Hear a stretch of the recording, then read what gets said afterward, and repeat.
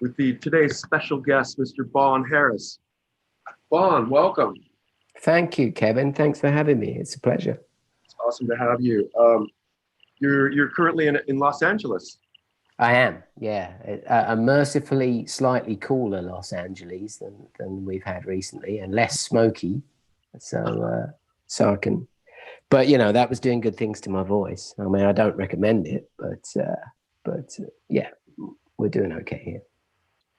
Yeah, it was kind of like a ridiculous heat wave there for a little while. How do you hold up with that? I don't do very well myself.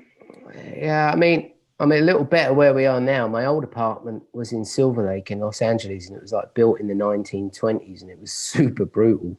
So that's when I was doing a lot of animation, working on a lot of animation stuff. So I would actually get up at 3 a.m. and work until around 11, then sleep until it allegedly got cooler in the evening. But that's basically how you deal with it. I mean, siesta was invented for an extremely good reason. Yeah, absolutely. So very smart. Yeah. You said last night you were working on a video. What are you working on? A friend of mine, she's got a band called Patriarchy, and she did a little live thing last night on Instagram. So they had a bit of a last minute emergence. I did a remix for her, by the way, a track called Hell Was Full. It's the first remix I've done in a while. And it was an opportunity to make it sound like Sparks, which, nice. I mean, come on. I mean, you got to take it when you can. So tried to make it sound as much like Sparks as possible. And she was shooting a video thing last night, and they had a bit of a last minute emergency with a location. So we did it in the fabled back garden near the lemon tree, not under it, but near it. So yeah, I made my janitorial debut. I had a large vacuum hoover, and I was hoovering the floor behind all kinds of satanic goings on. Because, I mean, face it, somebody's got to clean up after the Satanists, haven't they? Haven't they? Yeah, absolutely. So, what is the project this is for again?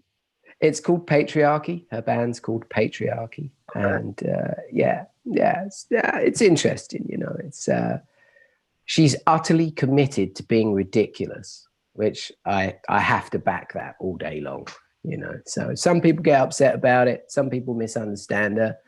We've all been there, Kevin. We've all been misunderstood and reviled. But you know, if your heart's in the right place, then it's all good, isn't it? Where's she from? Is that a Los Angeles band? Yes. Yeah. Well, that's interesting. You were speaking of Sparks, and I mean, I haven't actually thought about them in a long time. But What a great type of like early inspiration that was. Is that one of your early influences that you had? Oh yeah, absolutely. I mean, as a little kid watching Top of the Pops, you know, and so you had all this like bland ridiculousness, and then you had those two brothers coming on, and I mean, and these were times when musical giants walked the earth as well, you know, like you know, David Bowie, Mark Bolan, Sparks, you know, you had all this stuff going on. My mum had a carpet shampoo. It looked like a Hoover, like a vacuum cleaner, but it had like a angled handle. It was a bit like a microphone stand.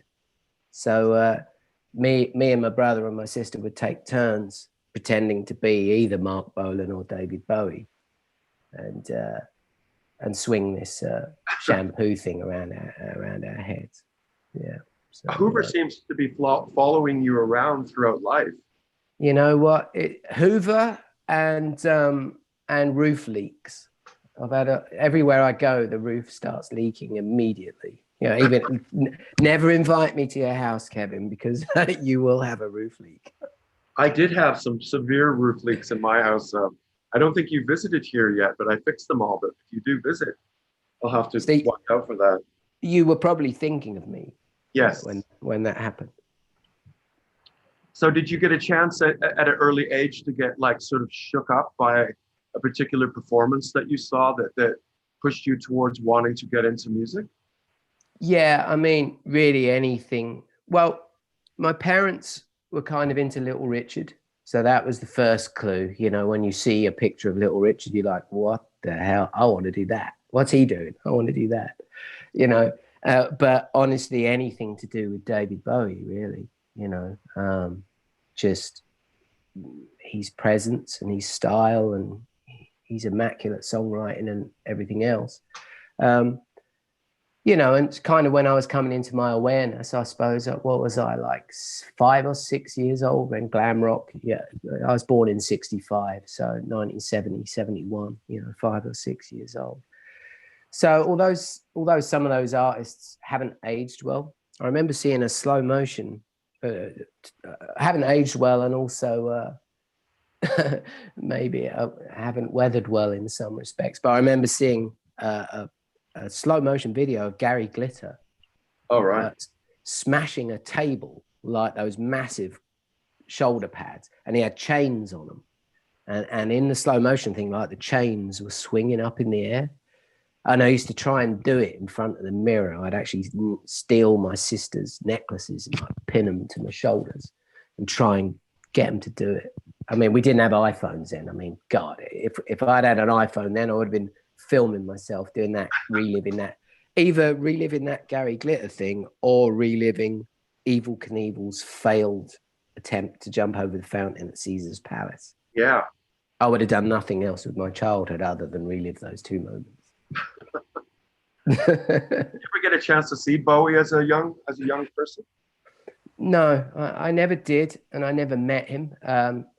You know, you get asked these questions in interviews a lot. Is there someone that you wanted to work with? And he was always my number one, and I never did get to meet him, and that's one of those things, I suppose. Yeah.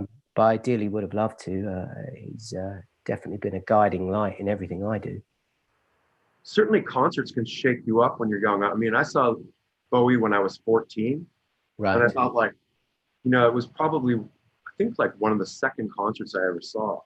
And I thought, like, you know, this is, whatever this is, I am just completely. He showed in Shen and Delu as his opening act while playing Kraftwerk Radioactivity over it. Amazing. And it's the first time that I ever heard that. Yeah. So that experience in itself was just took my whole brain and expanded it like to another place. Yeah, we were lucky enough in the hometown where I grew up, in Chelmsford in Essex. Got to represent there for a second. Our local Odeon cinema actually still did do concerts every once in a while. And the first one that my first real like alternative concert was Adam and the Ants. Oh, nice. At the Chelmsford Odeon, just after they'd released Kings of the Wild Frontier. And I was absolutely fanatical about them. And so that was my first real gigging experience. So to answer that previous question, I was kind of already on the track of thinking that this was going to be my life's path. But as soon as I saw Adam Ant walk on the stage, I'm like, oh, yeah. That did it? Yeah, point of no return. I heard you had a Mongoose bike and you traded it for an EDP Wasp. I did. Difficult years to talk about. Difficult years to talk about, Kevin, because I'm a dyed-in-the-wool skateboarder. And I remember my hardcore skateboard friends really frowning on me because I embraced BMX for a few years, you know. So, but hey, it was good fun. And yeah. But what a great sense to get. You still have that EDP Wasp. I do. We used it last night in the video shoot, actually. I mean, that it's all on one circuit board, and they're notorious for getting like dry solder joints.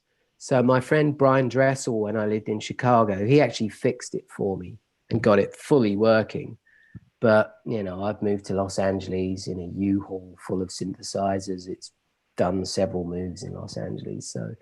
So the old girl's, you know, hobbling along on one oscillator and and a little bit dodgy, much like myself, I have to say. They're darn good when they're sometimes dodgied up, though. There's degrees of dodgy, Kevin. There's degrees of it. I think our old girl needs some TLC. So here's a question for questions. Is it Yeah. NITZER EBB or NITZER EBB? I mean, I say tomato, blah blah blah. Either. When we first coined the term, we said NITZER. So there it is, then, folks. Never say NITZER. Well, say it if you want. You know, I'm all for freedom of expression and equality, Kevin. So do as thou wilt. Yeah. Canadians have a habit of saying things dually in different ways. We can say everyone's okay with you say process or process or right tomato. And many people will even come up with a new one. So it's good. I definitely draw the line there. It's process, right? There is no process. That's bollocks. Right? That's a late invention. The one that really gets me is when people, Americans, want to say access and they say assess. Oh, I know. Fucking drives me nuts. Like I want to spell both things out and say, what is this? You know, this has got 2 S's. This has got 2 C's. Repeat after me.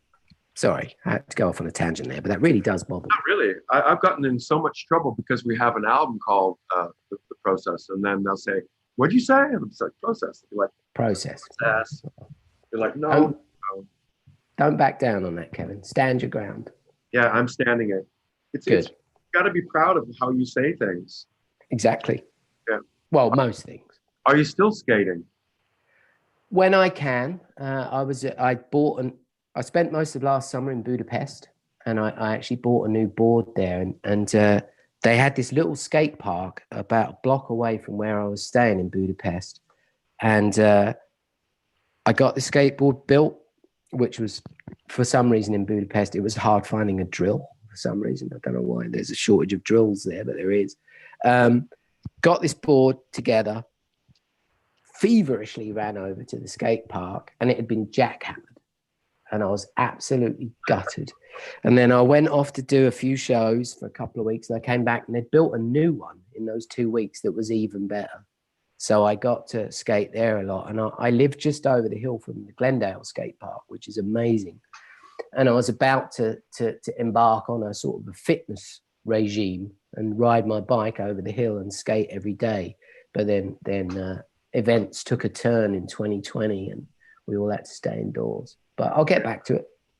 I've got my Vans on now, actually, as we speak. Yeah. So you're ready? I am ready. I think it's, if you get geared up and stuff, you can be pretty safe on the skateboard out there. Well, might be okay.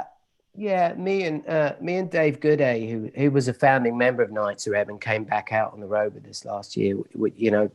Douglas, Dave, and myself, all that's how we became friends. Is because we were skaters. And Dave and I still go out skating. And the thing you have to do is just not be a hero. Recognize that you're a fairly old man. And it's pretty good that you can even still stand up, let alone stand on a plank with some wheels and roll around for a bit. So just take those small mercies. And I'm not doing any McTwists. No way. Yeah, I grew up in Vancouver, Canada, where there's a lot of hills.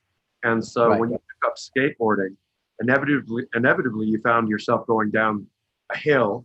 It was like very steep, and then you were approaching like 40 miles an hour, and then you have that bad wipeout, that 40-mile no helmet wipeout.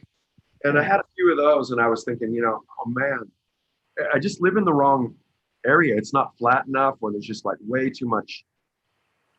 It was safer to go snow skiing. So basically, kind of like devoted myself to that. But well, see, I mean, you were spoiled for choice. Yeah, as far as we're concerned, we lived in a dead flat area, no snow, nothing. It was like fairly rural. So even the sidewalks were fairly rough. So we really did have to kind of find it where we could. And eventually there was a skate park that was built just up the road. We lived in Chelmsford, and there's another town just down the railway line on the way to London called Romford, and they built a skate park there. And funnily enough, there's a video that's just been released called Rom Boys, which is celebrating, I think, 40 years of Rom Skate Park. Oh, nice. So I got a lot of messages about that. I don't know if it's released today or this weekend, but very soon. So it'll be interesting to see that. Has Cyrus taken you out to meet Tony Hawk yet? We actually, Doug and I met Tony back when we toured with Depeche Mode on the Violator tour. We had Depeche's promoter at the time was a chap called Bill Silver. He used to do all their shows in Southern California, and he used to handle a lot of a few pro skaters. And so, you know, I suppose on the grapevine, he heard that I was a bit of a skate fan, or Doug and I were skate fans. So we stopped off at the Vision Streetwear warehouse.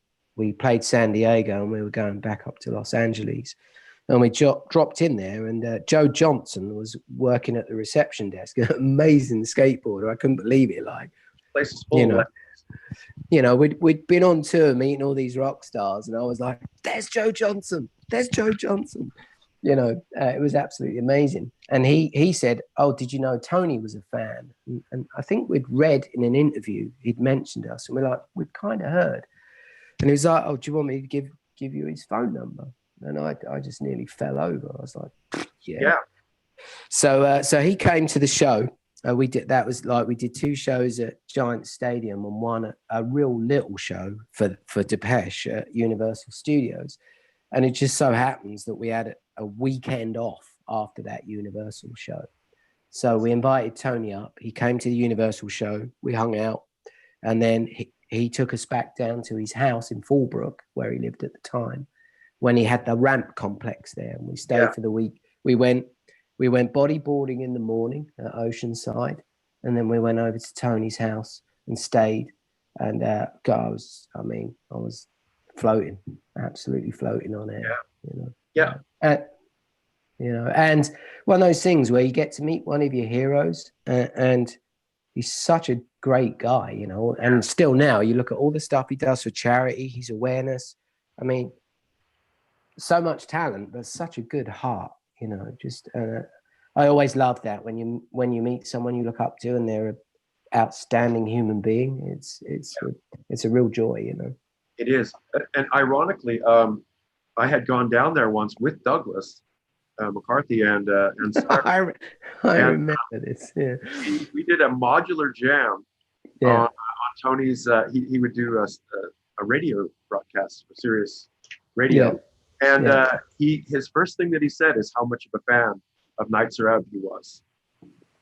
Did you punch him? No. He was super gentle.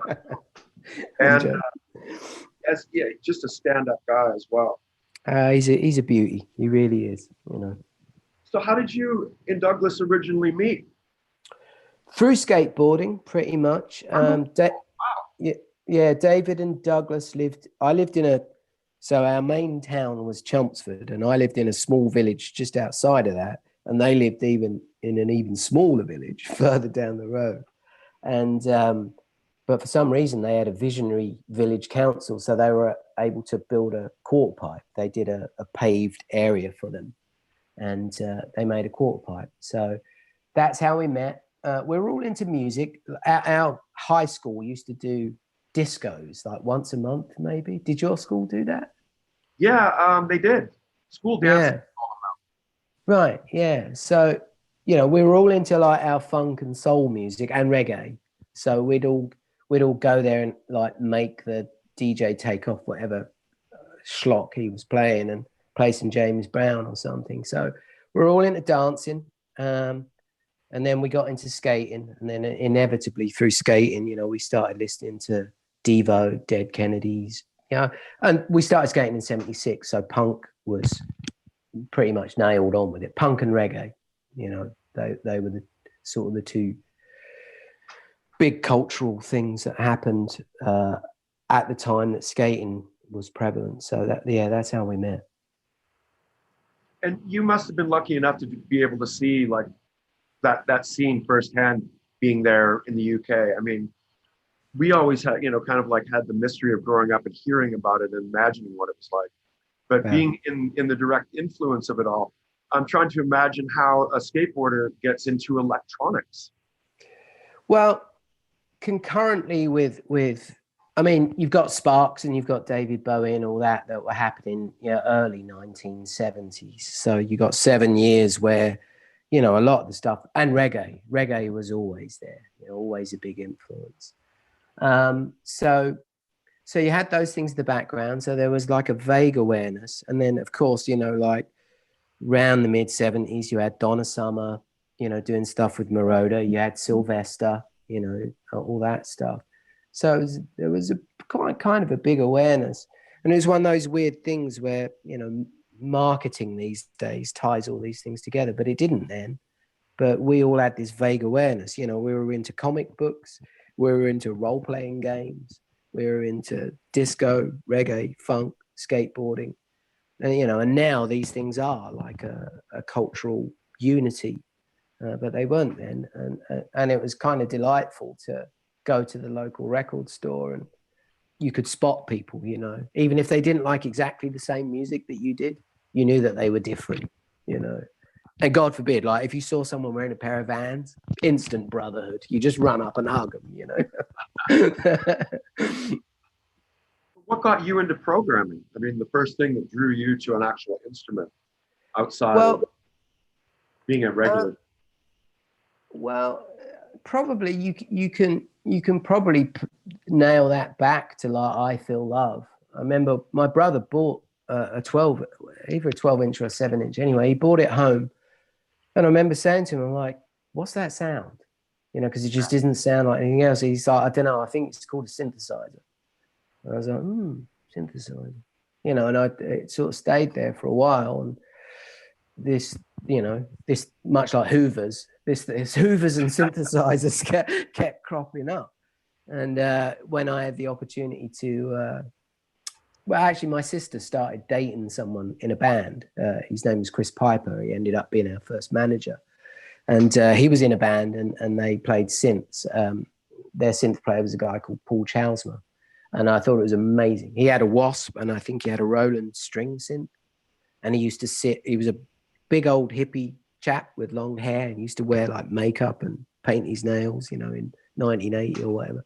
And he would sit cross-legged on the floor on a cushion and play synthesizer. And I thought, God damn, that's good. I just loved the sound they made. Did he train you?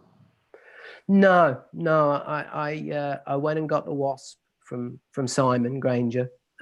Traded, sold the Mongoose, took the $100 and bought the Wasp, got it home and started doing stuff with like the filter and the LFO.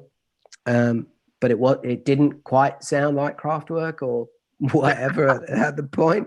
I said to Chris, I was like, why it doesn't quite sound like I Feel Love? And he's like, well, you need a sequencer. I'm like, oh, great.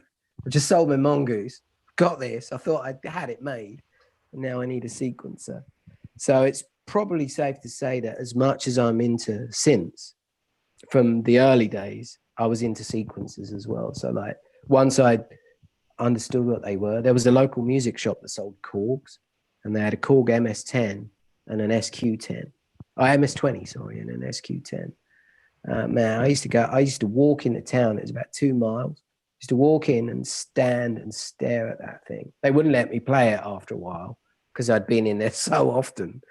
So I just used to stand there and look at it, and they'd be like, "Oh, look, there's that fucking geezer again, standing and staring at the Korg," So you eventually got it, I hope. I've got the tiny little Korg. Yeah. I never had the actual Korg sequence. I've got an MS-10. I was a postman for a month, and my first paycheck, I bought a Korg MS-10 for £70. Something has to be said though, is because NITZER EBB is known for their sequences, your sequences. Yes. So inevitably you had to get a damn killer sequencer. And the myth is, which one was it? Well, if we go back to really day one of NITZER EBB having a sequencer, it was the SH101. Really? Yeah. At the time, when Chris unleashed this devastating news to me that I needed a sequencer, the Wasp had one. It was called a Spider, but they were super rare. They were rare and they were expensive and they weren't very good. And the other option at the time was the Pro 1. which was mega expensive. I mean, like, you know, Dave had a job, but Doug and I didn't at the time. We were both on the dole. Well, actually, we hadn't even left school when we first started, so we didn't have. I mean, we might have had weekend jobs, but we couldn't. We certainly couldn't afford a Pro One for the price they were going for. And then I remember when Roland announced the SH101, Doug and I just looked at each other, just like aghast, and we're like, "We've got to have one of those." So we actually didn't drink beer or go out for a couple of months.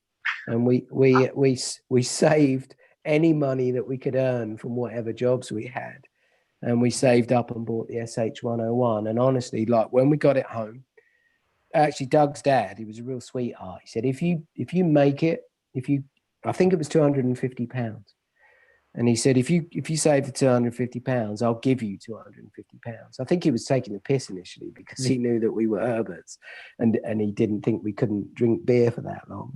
Save the money, but we did. So he did. He was true to his word. He matched it, and I bought a Roland Cube amplifier, Cube 60 keyboard. It was silver, mind you, and we got it home. And our first experiments with the sequencer, I mean, we were just fucking speechless.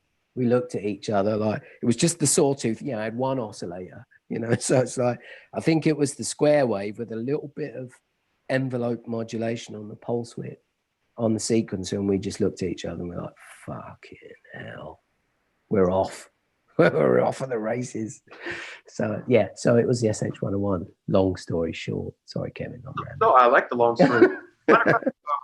So in those days, really synchronization and recording and working with that sequencer would, it's not like anybody had really invented how to go about doing it, but you guys really had a powerful connection between your drums and your bass. And I'm trying to think, like, when you got further and Let Your Body Learn and Murderous and Joining the Chant and the sequences like that, is it you telling me that's still an SH101?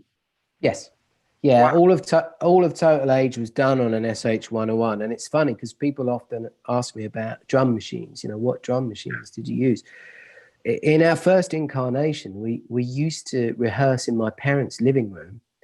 So I had the SH101 perched on top of the keyboard cube amp, and then Dave had a bastard drum kit that was just a floor, because none of us could play. We all used to kind of circulate around at various parts during the set. So Doug would jump on the keys, I would sing, then I would jump on the drums, and Dave would sing on songs like Alarm or something like that.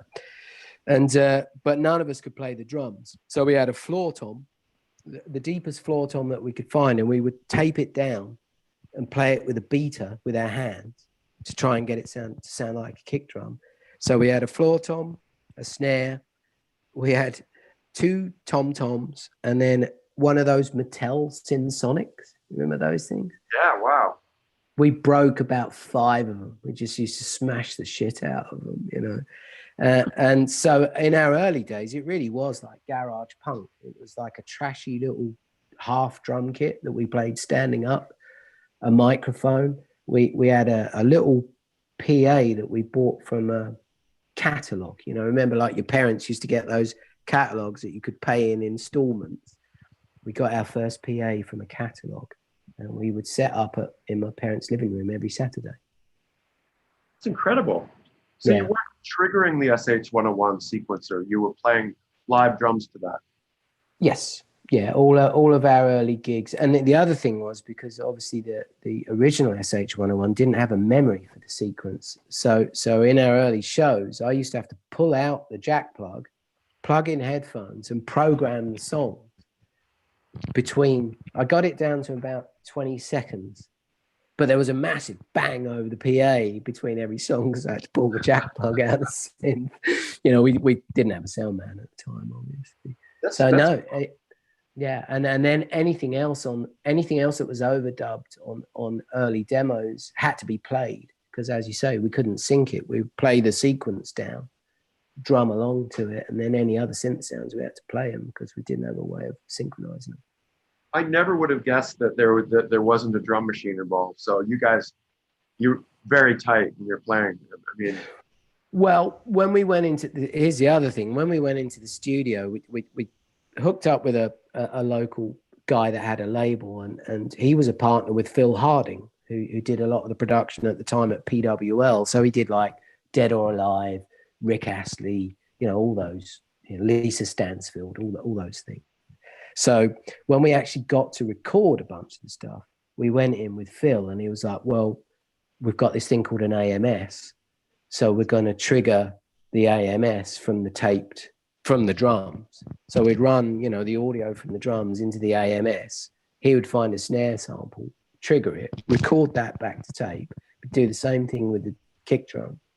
And we would just replace stuff. And he also insisted when we did the album of layering the SH-101 with the DX7. They had a DX7 in the studio, and we were dead against it. Me, Doug, Simon, and Dave were like, fucking no way. We're not having a digital synth. No fucking way. And he was like, look, it's got really stable bottom end, and the waveforms on the SH-101, they move because it's analog. So he's like, it phases. So he's like, I just want to have a solid bottom end. We're like, fuck you and your digital synth. But he won that argument, and, looking back, gotta say Phil was right. How were the notes triggered to the DX7 from the SH-101? Oh, Kevin, now we're talking about the Yamaha QX1 sequencer. Oh wow, you had to program that too. Well, Phil had one, and about all he knew about it was how to put sync tone from the tape into it. That's why we used it, because it would actually sync to a tape machine. And he just about knew how to get the notes in. So yeah, our early studio things were us going in like super excited. I can't remember how we synced the SH-101 up. We probably ran like MIDI to CV or something. I can't remember how we did that. But we'd be super psyched and track the SH-101, and then Phil would drag out the DX7, and we'd get all sulky, like really moody. And he'd go, what about this sound? We're like, nope. What about this sound? Nope. What about this sound? Nope. But eventually he was like, well, we got to do something. So we're like, all right. But yeah, I mean, and it's strange because I don't really figure myself as an FM person, but when I listen back, there's an awful lot of FM on our early records. Yeah. Not by choice initially. Well, perhaps that's what is making that sound so big, is that it's the mixture of them. I mean, there wasn't a club that I ever went to at the time between the time you guys made those songs. What was it? That was like 1985 or 84 that you started. We started working with Phil around that time. I think the album Total Age actually ended up coming out in 87 because it was going to come out in 86, and then Mute got more interested. So we segued to putting it out on Mute, which delayed it by about a year. But yeah, it was sometime around then. Yeah. You guys had started your own label, which was kind of like at that time super early and progressive for artists to be thinking on that level. So that no one else would have us, Kevin. It was a matter of necessity. We got so many rejection letters. Just no one was interested. So it's one of those things. Like our early label partner, it didn't work out brilliantly on every front, but it's one of those things where we just did what we could at the time to keep it moving. And but yeah, when you look back at it, I mean, it never really felt like our own label, because I suppose we had, we were just starting to deal with the industry, so we needed a lot of guidance on that, or thought we did at the time. But it's one of those things when you look back, you're like, wow, that was pretty ballsy. Yeah, no, it's a lot of people in those days were just like, sort of like thinking, how can I get in a record label? It's like, right. And then, of course, you fall into all the traps of the record labels that were all, the most evilest, either evil or good, I guess. That's what you would run into in those days. Yeah, and you just saw so much wasted talent from that sort of meat grinder, you know what I mean? Like the amount of, we were always very wary of that. EMI came to us at one point after we did a show in London. And they came backstage and they basically said, we'll give you 2 million on the table right now, but you've got to take stylistic direction from us and dress. They showed us some, maybe some sketches or described to us. And we were like, no, fuck off. We're not going to do that. And within the next week, they announced Sieg Sputnik. So basically, they'd approached us first to do that, to dress up, you know, like with all the spiky hair and all that. But I mean, maybe Sieg Sputnik were already doing it. I don't want to take anything away from them. But basically, you know, EMI came to us just before they signed them with this offer, you know, of a couple of million quid. But you basically got to be record label puppets. And we were like, stuff it. Yeah, go stuff yourselves. We don't want to do it. That was the 80s. I mean, that could very well be, you know, something that don't you kind of wish that type of stuff would happen now. But yeah, I mean, really. Never really. I mean, surely we could fake it for 2 million quid. Nah. Yeah, maybe not. We like to entertain these sorts, Kevin. That like, oh, as we near retirement, maybe we would take the 2 million, but you know we won't. Oh yeah. We can't abandon our principles at this point. But it's nice that you had a label like Mute come along and show some great dedication and interest in you. And I guess that must have felt like a connection that you felt like worked, and it wasn't changing your direction. For me, it was a dream come true. I mean, not everyone in our circle at the time felt the same way, but I absolutely did. They were my favorite label. I loved what Daniel did with The Normal. I sort of knew a little bit about his background and the early Depeche days. There was a club near to us. It used to be called Crocs, and then it became the Pink Toothbrush. For some reason, it was on that circuit of like the Blitz Club and the early New Romantics. You know, it's Chelmsford or Essex for some reason had this little connection, and I think Depeche were part of that scene.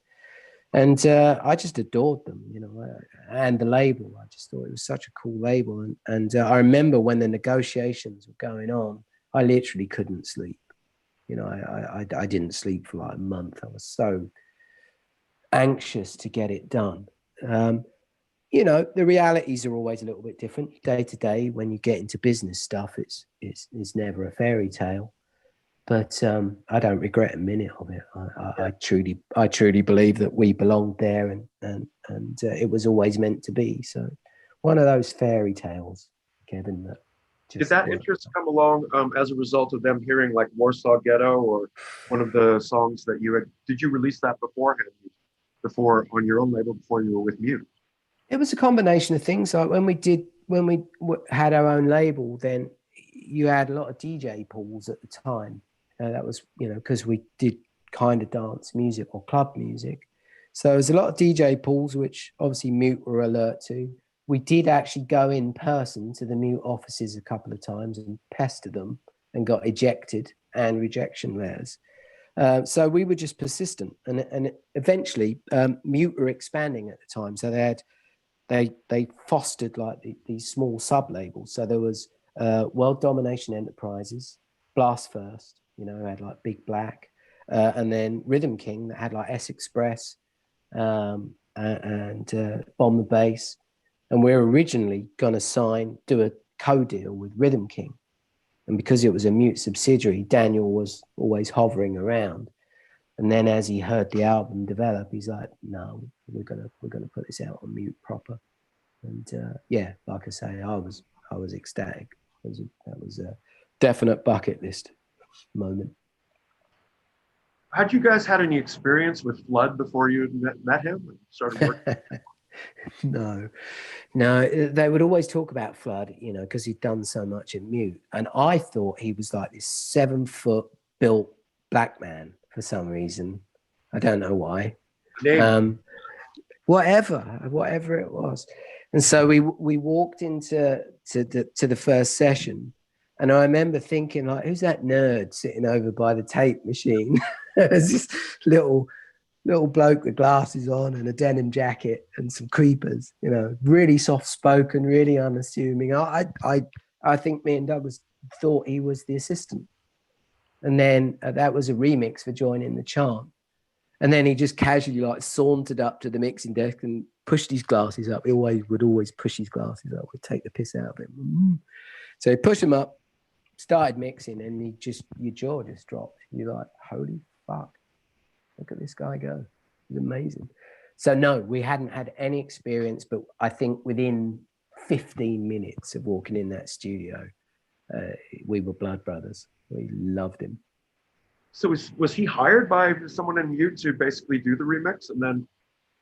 Mute had a pool of people that they would work with. You know, they worked with John Fryer quite a lot, and so they had like their go-to people. And I think Flood was probably the go-to if you could get him, because he was in demand.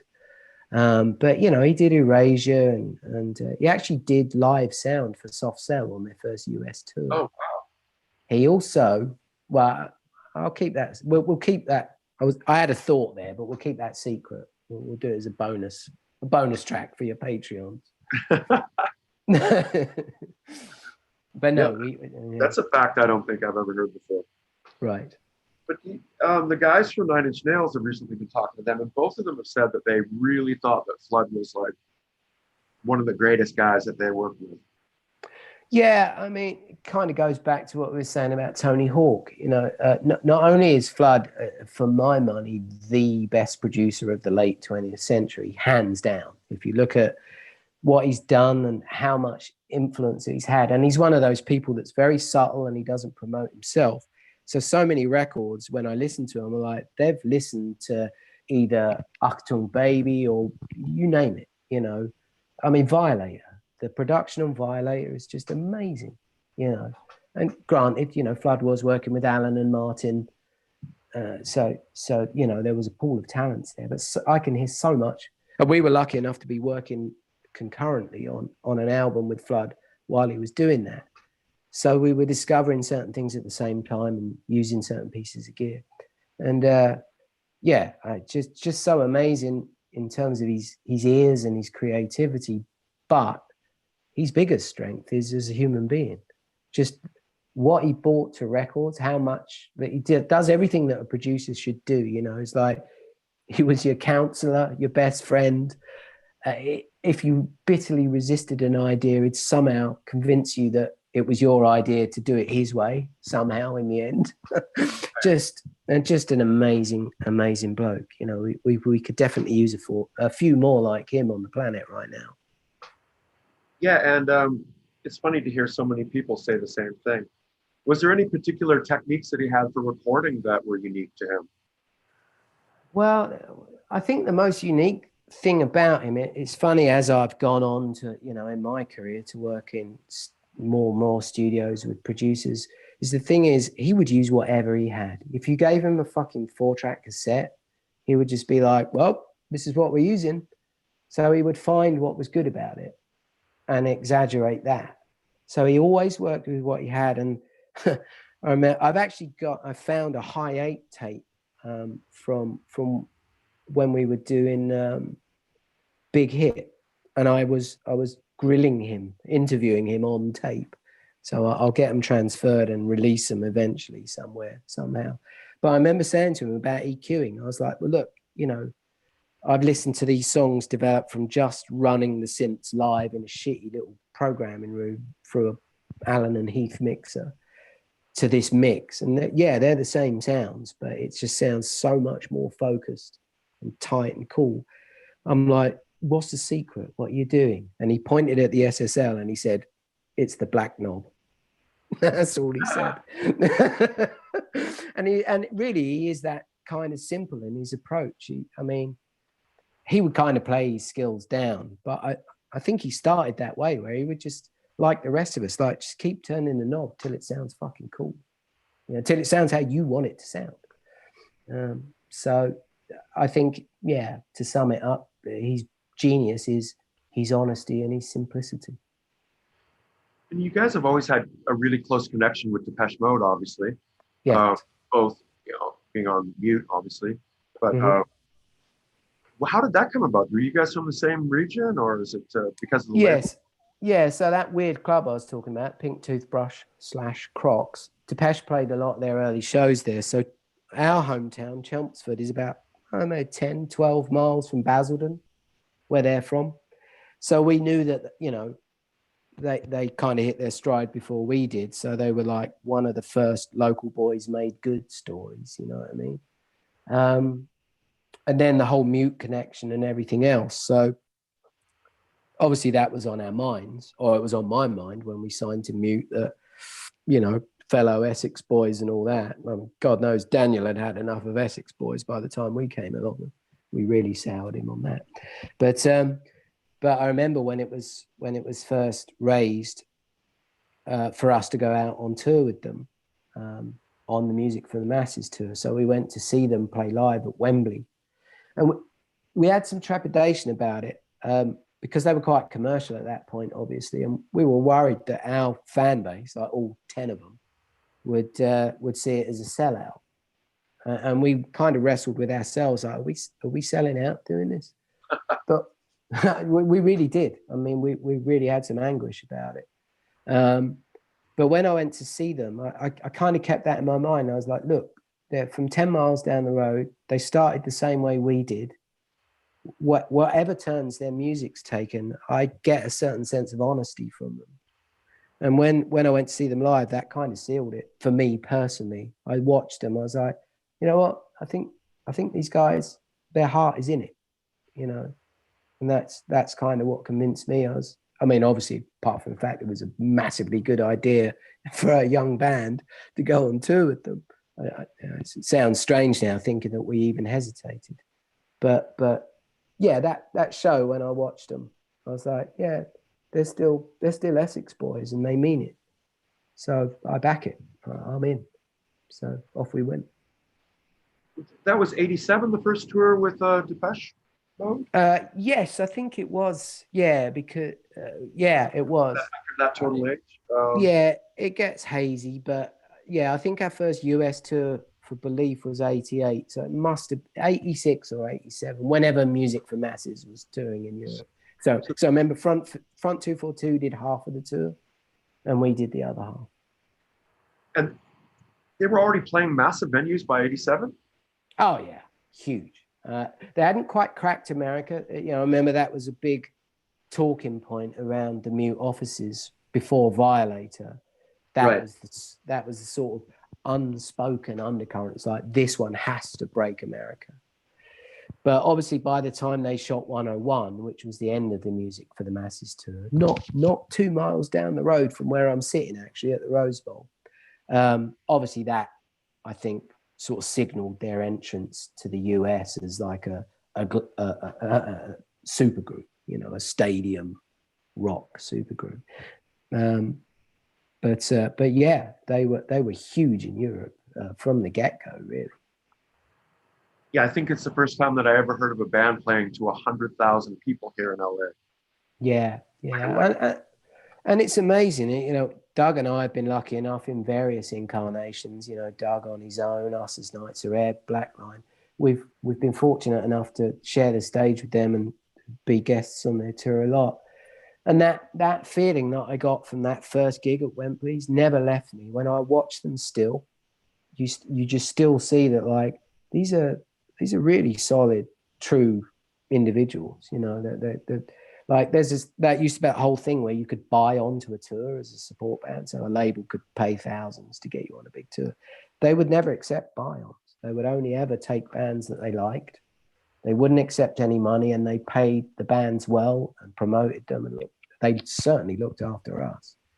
So yeah, really, you know, if any super group's looking for the way to do it, look no further than our boys in the Mode.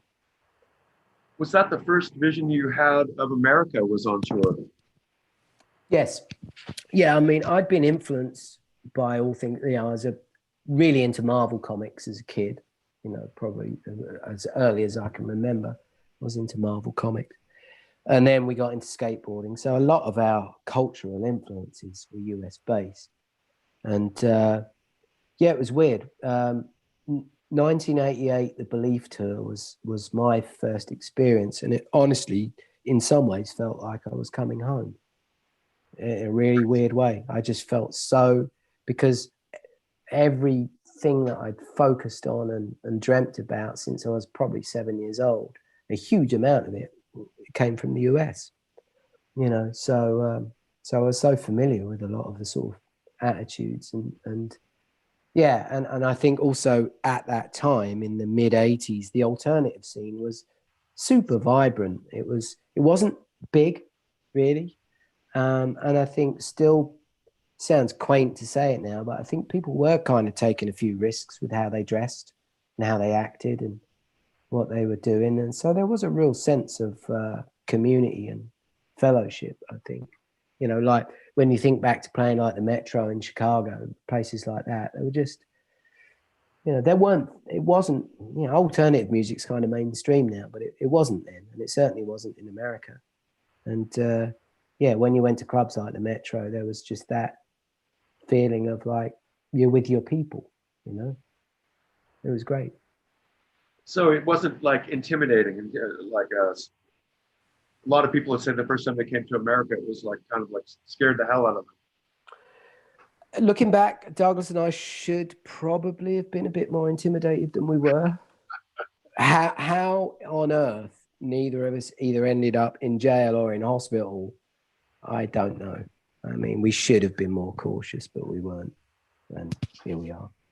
Did you bring your skateboards on the tour? Oh, did I ever? Did I ever? Yeah, I remember calling Douglas. We were in DC, and there used to be a skate shop called Intensity Skates, and they were one of the few retailers that sold pro design knee pads. So I went out there to buy some, and Vans were dead cheap. They were really expensive in England. So I'd just buy like a couple of pairs of Vans.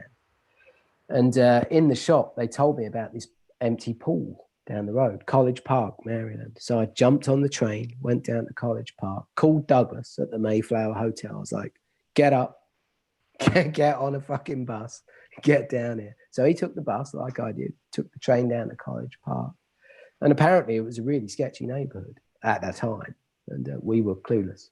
You know, first time we came to LA, Doug and I jumped on the number 4 bus from the Holiday Inn on Highland Avenue, took the bus down to Santa Monica. It's the first thing we did.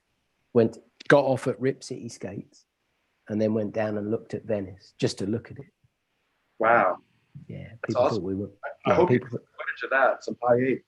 If it probably didn't exist. No, you had to have the big camera back then, the one that had the big shoulder thing. You had to have video back then. Yeah, they were big back then, unfortunately. Were they lucky enough on your first tour to be on a tour bus in America? Or did you have to? We did. Yeah, our tour manager at the time, probably to a fault, had a thing about production values. So we had a tour bus. We would go into debt from the tour just for the lights. Yeah, because it's like doesn't matter. It's got to look good. And yeah, we would always come off tour like being severely in debt, but they look good. So yeah, we had all the trimmings. It's always the best way to see America or any country. Really, is just like on tour. Is like you don't really have to worry about anything but rolling in and doing a show, and then experiencing what the city has to offer, and then roll out. I don't know. It's kind of a surreal life. Exactly. I was going to say that it's such a weird way to live. Like, I don't know about you, but our routing was always like Chicago, and it's like, well, then we got to go to Texas from Chicago. So it was like literally 3 days on a bus. Yeah. Looking at sand and cows, you know, but meditative as hell, you know. And back then, you know, we had an amazing crew. Everyone on our crew, totally different musical and stylistic tastes to us. But you'd do it. You'd all get up in the back lounge, and you know, we'd be like, you know, our monitor guy at the time was this guy called D Miller, legendary chap. Yeah, he liked tragic music, but we'd just be like, D, bang on whatever you want, bang on a CD. Let's listen to what you like. So we'd just all listen to each other's music and chit chat Yeah, an amazing way to live. Incredibly strange, but amazing. Yeah. Were you still using the SH-101 and live drums? Not at that point. We certainly weren't. I was foolish enough at that point to actually take my Oberheim expander. So basically, I took our studio rig with the addition. We used an S1000 in the studio, so I took two in a rack. I ran them from an MC500, Roland MC500 sequencer, and I used to put a program change, because the S1000 could load a disc volume with a program change. So we had this intricate system where the two S1000 outputs were merged together. Sorry, it's nerd talk, bear with me. Merged together. And so at the start of each song, one of the S1000s had a program change for the next song, and it would be loading the disc volume as, you know, so like the program changes are always one song ahead.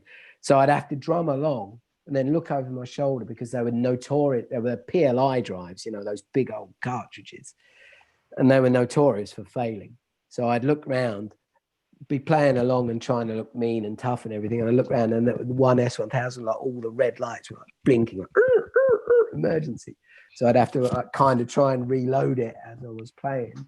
So yeah, I suppose the programming songs between numbers on the SH-101, that technical thing never left me. But it never does it, if you're using electronics? Oh man, those scares you get when you rely on technology when you're in front of people. Horrendous, yeah. You know, and I remember it was a big thing for Depeche at the time as well, where people were like, but you haven't got any guitars, so you're miming. You know, obviously you're not playing all these things. And I used to have this discussion. I'm like, look, if I could bring 48 System 100s with me and have them playing the patches live, I would, but I can't. If you like the way this sounds, it's made a certain way, and I don't like it any more than you do, that I have to pre-record some of this stuff and I can't play it all, but I can't. So either love it or leave it. So you did eventually evolve to get a sequencer, and I'm not going to make it. What was you had the MC500? Is that what you were sequencing your album work on, or you just chose that for live? The whole first album was really done with the SH-101. So anything that was done with the QX1 was copied from the SH-101 sequencer. And then we had that, you know, difficult second album. So we'd signed with Mute, we'd got an advance, which we spent a considerable amount of it on gear. So with that gear advance, I initially bought an Oberheim expander, an S900, an S900. I bought Daniel invited us up. Daniel used to have a studio above Rough Trade in Notting Hill Gate called Worldwide. And Vince, Depeche, Fad Gadget, and Daniel used to keep all their synths there. So you'd walk in, you know, up these stairs behind the record shop, up over the top, and then you just walk into this synth wonderland.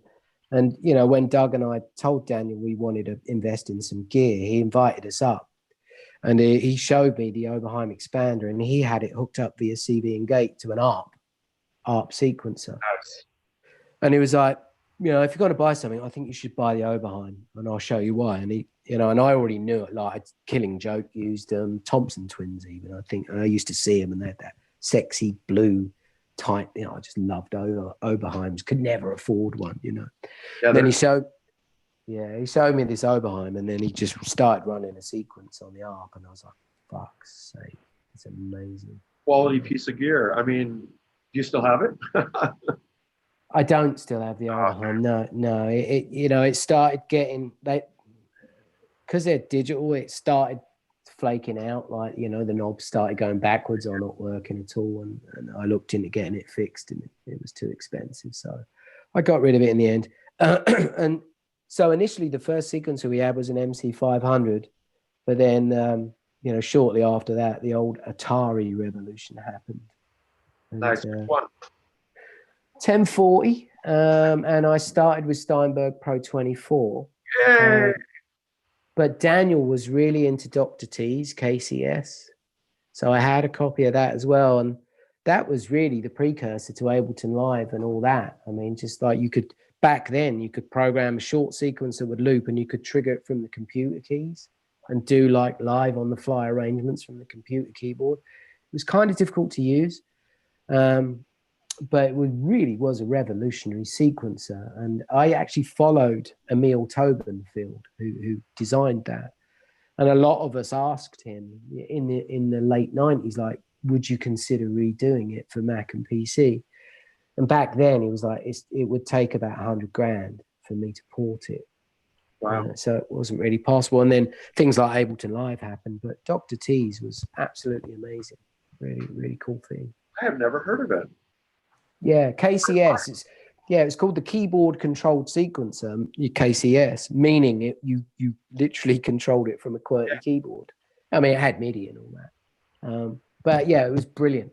And it had all these things that, you know, still sequencers don't really do now. Like they had some algorithmic processes where you could put in a couple of chords, say, and a rhythm, and then tell it to generate some music for a certain amount of time. So I used to tell it to generate for 12 hours and go to bed, and then get up the next day and see what it came up with.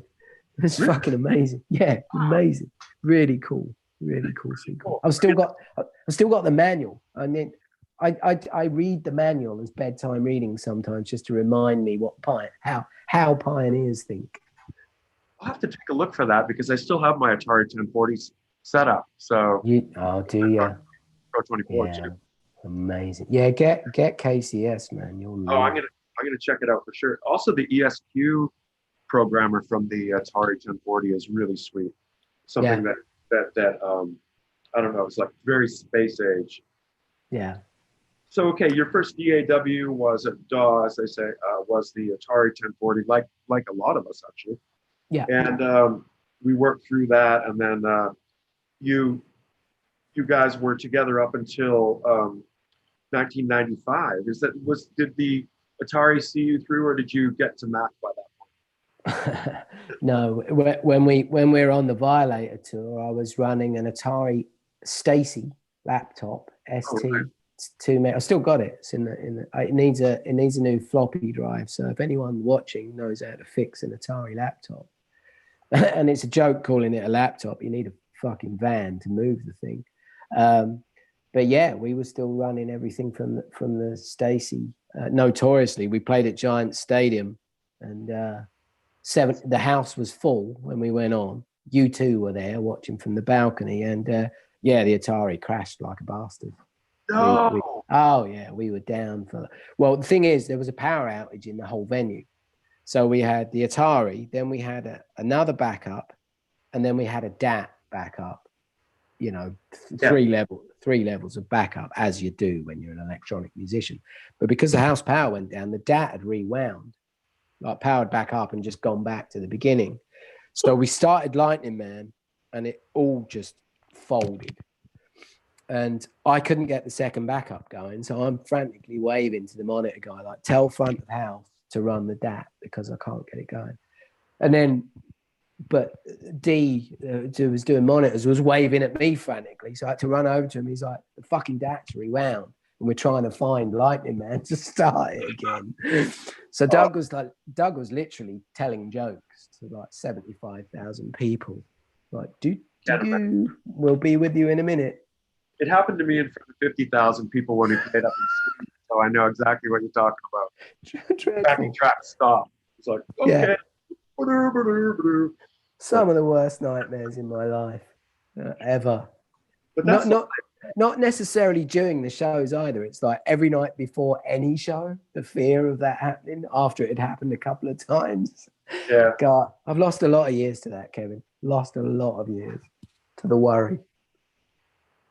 So you guys took a break there after Big Hit. Actually, we had a question from Penelope. I want to hear a story about the Showtime Violator tour. And Joe says, I love the push play button on the tour. Can we hear a story? Oh, there's so many stories from the Violator tour. One of my favorites, I was thinking about it last night. I can't remember who I was looking at, but they got replacement front teeth. And we were playing down in San Diego, and everyone was completely hammered. I remember our tour manager was completely naked and was walking around with an empty picture frame, like framing himself, completely naked. He'd neatly folded his clothes in a pile, which Douglas was following him around with, holding them like in his hands like this, following the tour manager around. And I think I was semi-clothed, but then I spotted a swimming pool in a garden a couple of doors down. So I jumped over the fences, ran straight over to this swimming pool. A few people ran behind me, like half of the party came with me, I guess. And I jumped up, did a beautiful pike dive, like good form, hit the water and instantly resurfaced and said, "Shallow end." And I'd smash my face, like my nose and my mouth on the bottom of the pool. It was like 3 feet deep. Oh no. And I'd like dived off of this fence. And I was thinking about it last night. I was like, that was the night before we played the Palace in LA. And when I went on, I literally looked like a badger. I had 2 black eyes. I must have broken my nose. I mean, I never went to hospital, but my nose was hugely swollen and both my eyes were black. And I was thinking about it last night. I was like, how the hell did I not lose my teeth? And what would that have been like? Like first, the night before we played the hometown of the record label, like, can you get me an ambulance? So yeah, but I did break my nose probably. And I had 2 fairly good black eyes. So, always check. The moral of the story, kids, check. Yeah. Check the deep end. We've got a question here. Adam and Will ask, can we hear something about the Belief Sessions? Belief Sessions, Mute had just moved to Harrow Road. So the studio was above their office. And they were in the process of building the studio, but they finished the programming room and it was very sparse. We took the first gear in there. I think they had a mixing board and 2 NS10s. I think it was an Allen and Heath, like 16 channel Allen and Heath. And Doug and I went in there. We took our newly acquired Oberheim expander and the S900. Flood bought in, Flood had just bought an expander as well and an S900. So we had duplicates of everything. And I had a TX81Z Yamaha and Flood had an MKS70. And at that point, Daniel had moved everything from what was the old studio above Rough Trade. So all of Depeche's and Daniel's and Vince's System 100s and emulators and all that were in a storage room at the back. So every once in a while, we would ask Daniel if we could use some System 100. We just went to it. Me, Doug and Flood, 12-hour minimum days, sometimes 18, sometimes 20. No artificial stimulants either, I might add. Only tea. Tea and biscuits were our fuel, and the occasional curry. And and both Flood and I just got the expanders, so we were both learning them. So we were trying things out. I remember it. I think it was Captivate. We got system exclusive to open and close the filter. High fives. Well, we didn't do high fives back then, but if we could, we would high five each other. But lots and lots of drum programming. Flood was very insistent about layering the kicks and snares velocity wise, so different things would kick in depending on the velocity. And I and Douglas actually at the time would spend ages I remember Cubase, because it had changed from Pro 24, Qubit originally, and then Cubase. Right. And I remember, you remember those little diamond things in the drum editor? We would spend so much time just tweaking the velocity. So we never, because people always say to me like, oh, I don't quantize stuff for the feel. I'm like, it's always bang on. I quantize everything 100%, but I spend days on the velocity. So it sounds, and I never do velocity to volume. It's always to the filter. That was a lot of work. People don't realize how much work it was back then. There's a lot more now. It was a lot of work, and it's been funny doing these Lemon Tree songs from the Lemon Tree that I've been doing in my back garden, because I've been, like really getting inside songs of artists that I admire. And David Bowie's a good example. He took so much care and attention to make something sound simple. And you listen to it and you don't think it's anything. And then you just listen to these little things. You're like, wow, so much work went into making that sound natural, like, so that you don't even question it. And it's only people that actually do listen a little further are like, holy shit, that ain't as simple as it looks. But that's really the story of Belief. We put so much work into making it minimal and simplistic, you know. It's worth the effort. It's a great formula that you guys have, and it's good that you can think that way. But after a while, I can imagine it becomes challenging. The sequence is just it's like you got a killer sequence, and you guys can work magic with that. Yeah, I mean, obviously the pinnacle of the difficulty with that was with Big Hit, because we really did want to expand. Right. And you know, Doug and I had slightly, you know, Doug was really, I think at that point, really full on into like, fuck it, let's just cast off any shackles that we've got and just do whatever we want to do. And I think I was a little bit more like, well, we still got to keep some kind of continuity. So that was a battle, you know, trying to, because I was with him, you know, I was like, yeah, I want to do that too. But I think we need to keep some kind of consistency between the albums. And that was really difficult on that record to marry this kind of simple repetitiveness that we were known for. We're trying to do something more expressive. And I suppose really my own career from that point on has been an exercise in what can you put around how simple can you keep it, you know, and at the same time wanting to be expansive and I suppose musical, you know. And you had Alan Wilder join you with Flood on Ebhead. That the sounds on that record are amazing. Did you find that bringing another keyboard guy in was fun and like it helped? Yeah, I mean, I think I was young enough at the time where, I mean, that was after Violator, obviously after the Violator tour, and so from visiting the studio and hanging out with Alan a little bit, I could identify which sounds were coming from him. And I just thought he just had such an impeccable approach to everything. So I knew, you know, I felt gobsmacked actually when he agreed to do it. He'd actually done a track with us on an EP as is that we did just before that. And we were sort of, I suppose, like trying out different producers and we got different people to work on each track. But Doug and I think, were pretty set that we wanted Alan if he was willing to do it. And yeah, I mean, I remember he came in, he had his Emulator 3, which on a good day, if he didn't cough, might have worked. Didn't work very often. But he had an Oberheim SEM. And he did the intro to, I'd have to listen to the album again.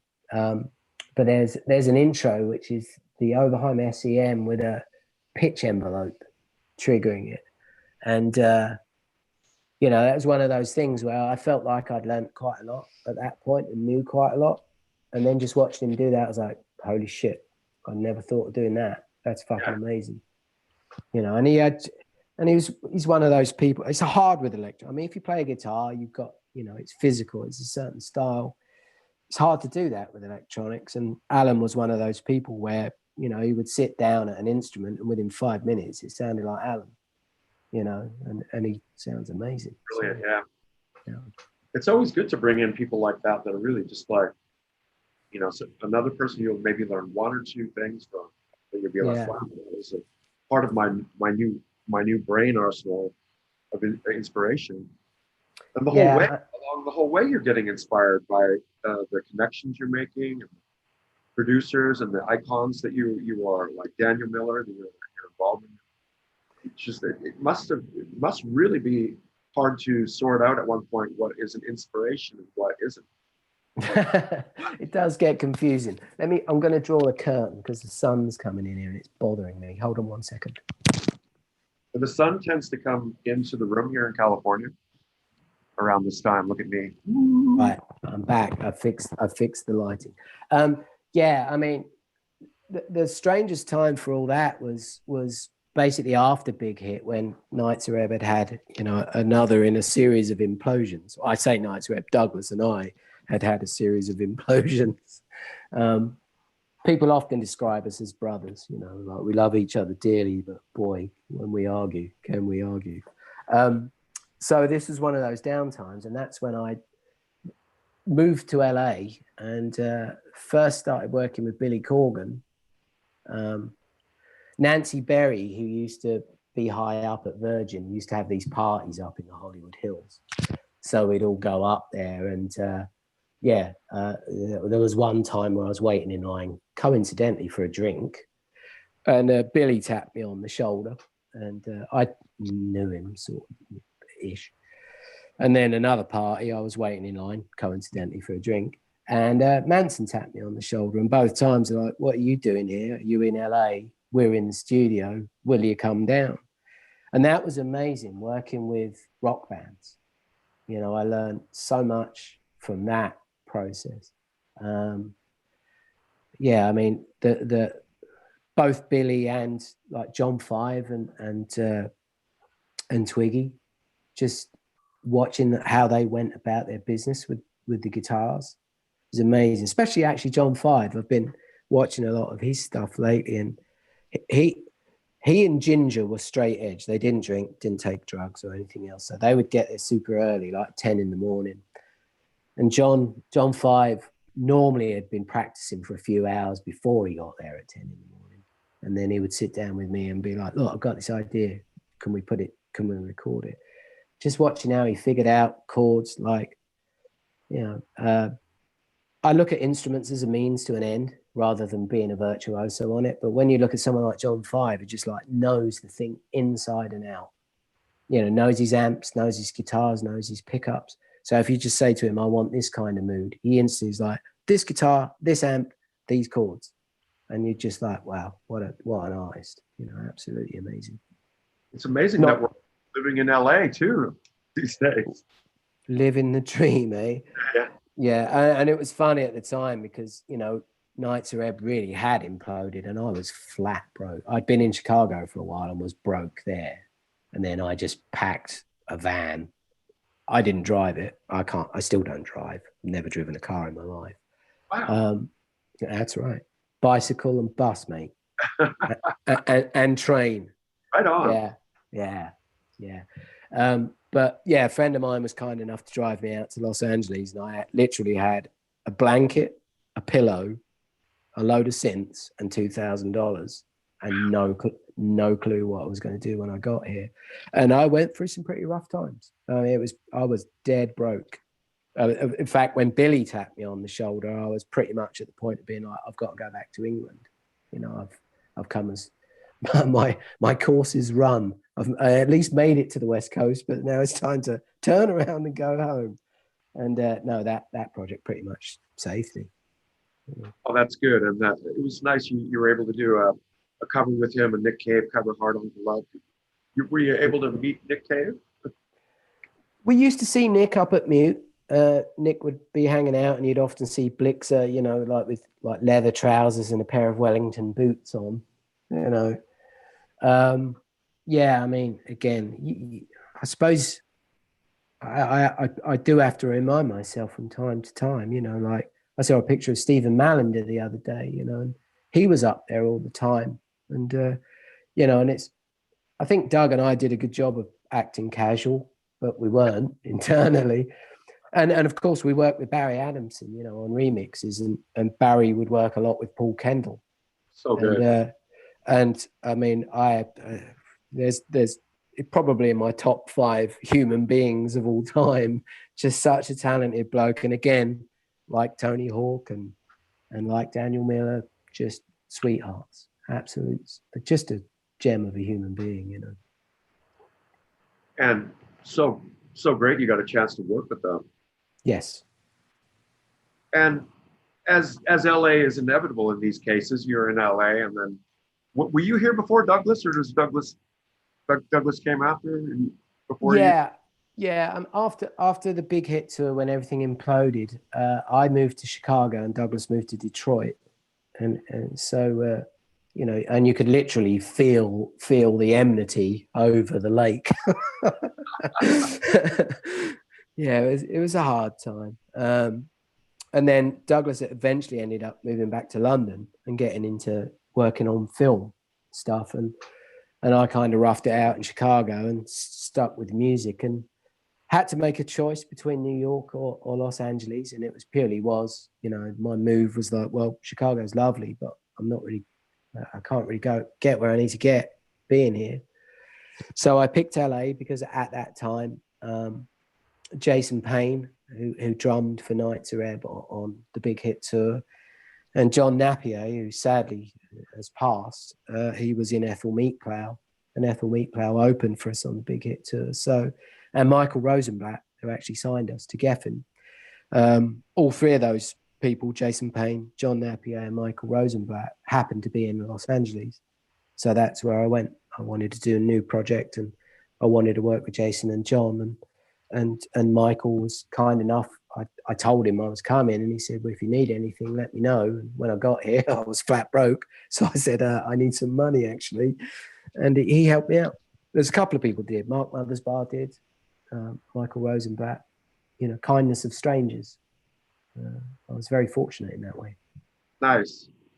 And inevitably, you met up with the crew and with Flood again. And then by 2007, you guys are good to go again and starting to roll, or industrial complex comes to life. I don't really know the story of it, but basically it sounds like you guys are back in the saddle again by this point. Yeah, I'd done a couple of years. You know, I'd already worked with Billy, and then there was a gap, and then I was with Manson for about 18 months at his house, and you know, sort of saw that album through. And then I went to what's that? The Hollywood album. Hollywood, yeah. Yeah. You know, and we ended up we finished that album up in Laurel Canyon at Rick Rubin's place where the Chili Peppers recorded Blood, Sugar, Sex, Magic, which I can't remember. I think it was a guitar magazine that did a big article on the Chili Peppers when they were recording that album. I actually cut out and kept that article in a folder. I just thought, wow, I love that album, and I love the way they made it. And I love the fact that Flea played his bass completely differently from what he was known for. And it was even more beautiful than all, you know, like he was known for doing the slap thing and all that. And he just fucked it off and did something completely different. And it was even better. I just, you know, that was the highlight of that album for me. Anyway, I'm digressing. So yeah, I'd been working in studios a lot with Manson and with Billy. And then I went back. I kept getting dragged. After I moved from Chicago, I kept getting dragged back there for projects. And I ended up working with Linda Strawberry. She was developing an album at the time. And so I'd done a good few years in studios, and I met Douglas. People kept emailing me and contacting me and saying, you should do the Ebb again. The time's right, blah, blah, blah, blah, blah. And it just so happened that Doug was in Chicago, and I think I was coming to the end of, I think Linda's album got curtailed because she went on tour with Billy for the Future Embrace, which I was invited on, but I've just done the Maven album. So I wanted to get back and do that. And I was just had that feeling that like, I've been in the studio too long, and I'd really like to actually start playing music again. And Doug contacted me at the time, and I had more than a few reservations, trust me. But overall, I just felt like we're not getting any younger. I'd like to do it again, so let's give it a go. So that's kind of what we did. And did you guys get the chance to work in America at that time in the studio? Did you go back to the UK? Yeah, that's when Doug actually moved to LA. We decided, we as these things go, it was supposed to be a few shows and then maybe an EP. So, you know, I sort of said to Doug, well, I'm in LA. And I think he'd had enough of London at the time and was ready for a change. So that's basically when he moved. So we went over and worked at our friend's house. His name's Albert Fox. He's a composer, works at Mark Mothersbaugh's studio, actually, at Mutato. So because Albert wasn't home during the day, he lent us his house, which had a nice air-conditioned studio and a grand piano, which played a big part in that record. And yeah, and I think Doug and I just were like, we hadn't worked together for ages. We hadn't spoken actually for ages. And we both were we had a lot of creative energy stored up. And we decided like, look, let's try and develop the sound. But after Big Hit, we're like, let's just go back to basics, try and keep it, try and go back to where we began. And so we went in the studio. And like I say, I think it was supposed to be an EP in the beginning, but we just kept going. And the tour was supposed to be a few shows and ended up being a world tour. So, careful what you wish for. Yeah, back out with Depeche Mode again. Oh, how was that tour? Well, that was a difficult point, and I had some reservations about getting back into it, and my reservations were at their peak around that time. So it's the oddest thing to say that it had been proposed, and I thought, I don't think we're going to get it. And honestly, I thought, I hope we don't. I just felt our internal network wasn't stable. Douglas and I's relationship certainly wasn't stable. And I was like, I just don't feel confident about the stability of this. So it was really odd. I actually went to visit my manager at the time to talk about an animation project in Las Vegas. And when the plane took off, I was 99% certain that we weren't going on that tour, and I was relieved. And when I got to Las Vegas, my manager looked at me almost like with tears in her eyes, and she's like, "You're going on the Depeche Mode tour." And honestly, my heart hit the floor. I was like, God, we got to pull it off. I was seriously worried about it. It was a rocky time within the band and personally. And I was like, no, I mean, obviously I was overjoyed that we could go and tour with them again, but I honestly felt really irresponsible accepting it because I knew that we were kind of weak internally. But I sat myself down and said, well, look, at the end of the day, whatever transpires between Doug and I, we still are professionals when we need to be. So I hope we can pull that off for the duration. And we did. We did, but it was nerve-wracking, and I had to take about 7 years off after that.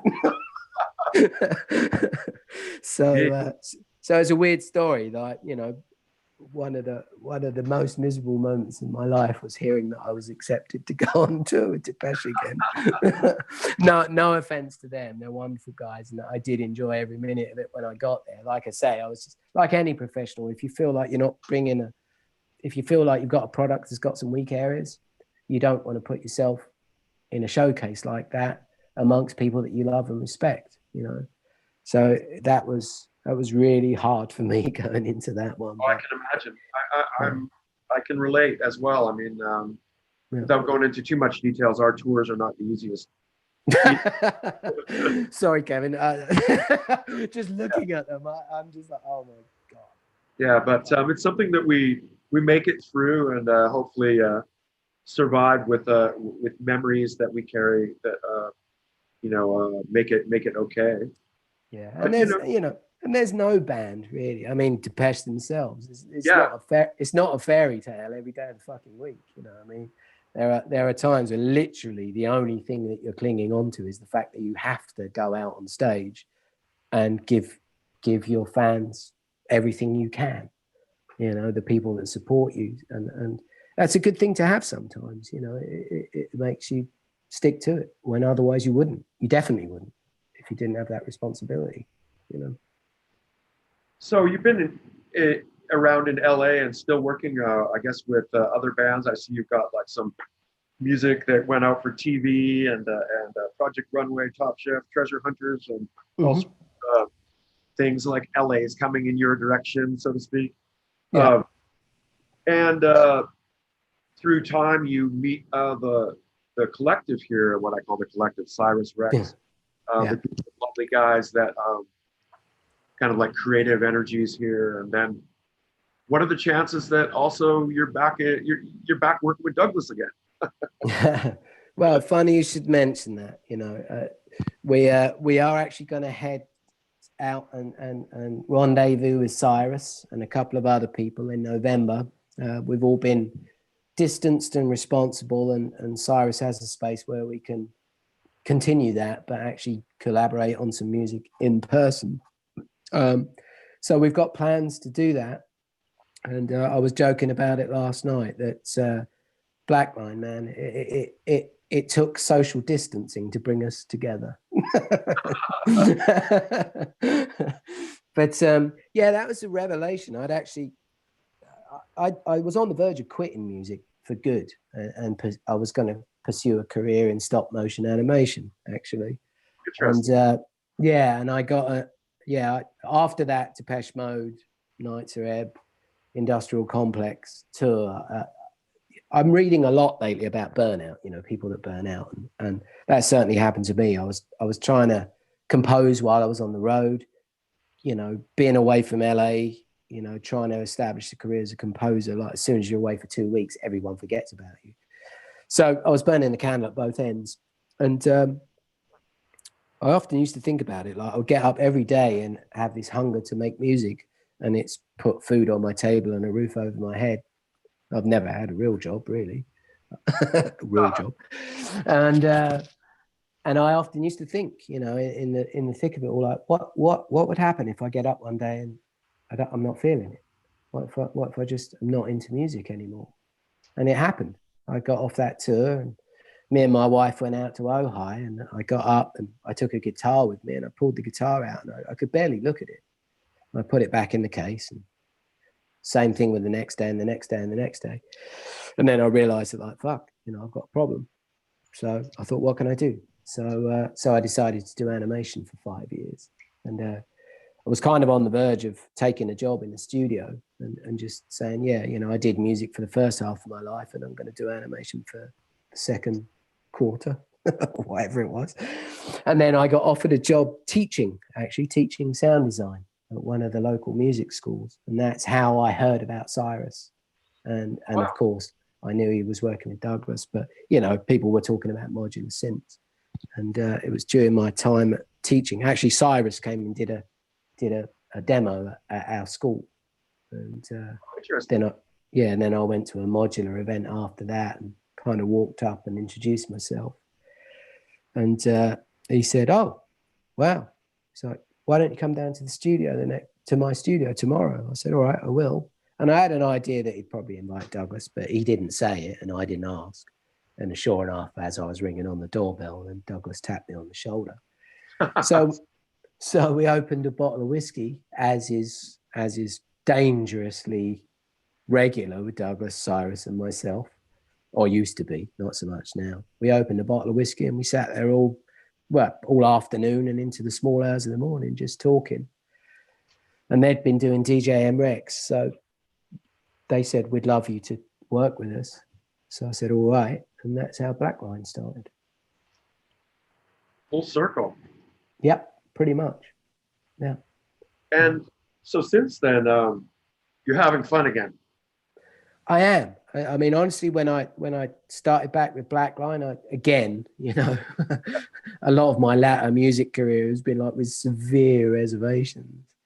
But Douglas had changed a lot, and I really liked Cyrus. Like, within, you know, an hour of meeting him, I was like, this guy's a genuine cool guy. And just obviously seeing his studio and everything else, I was just like, wow, he really knows his gear and he loves it.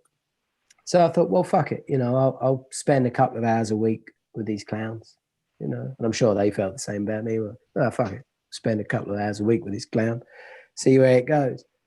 And yeah, I was actually quite resistant. I would go there and just, you know, play around a little bit and be like, I can always leave, you know. I haven't signed a contract. It's not like NITZER EBB where people are expecting anything. But the more I hung out with them, I was just like, you know, I found myself going home and like, you know what? I don't have to be the engine of this band. I'm just a musician, and I'm just playing a synth, and it's not center stage, and I don't have to do all the heavy lifting. I was like, first time in my life, I can just sit in with some people that I'm comfortable with and just be a little bit in the background. and just play. And found myself, again, against my better judgment, really, really enjoying the music, but most of all the company. And, you know, we'd have people like Anthony Baldino and Brad Apodaca and yourself. People would just, you know, loads of people would just drop by.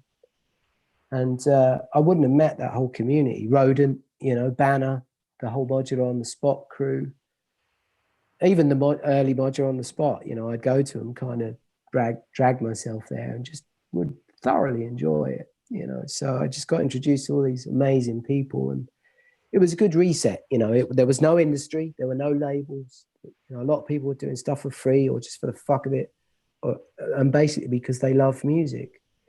And that's why I needed to, you know, I think when I went through that slump, I was like, well, maybe I don't love music anymore.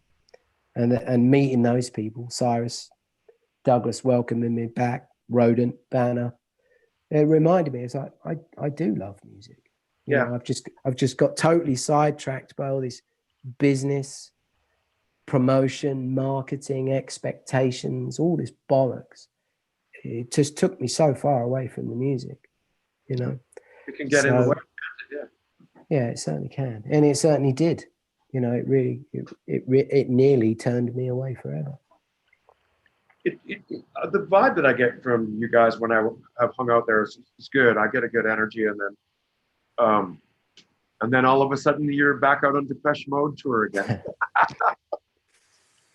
Yeah, I think that was another weird one where it's like it was kind of just thrown out there as an idea, and I think we were all as surprised as each other when. I mean, you know, Doug's still on really good terms with Martin and Dave and speaks to them a lot, and they speak to him a lot, and they're very supportive of what he does and what I do, you know, and what we do together.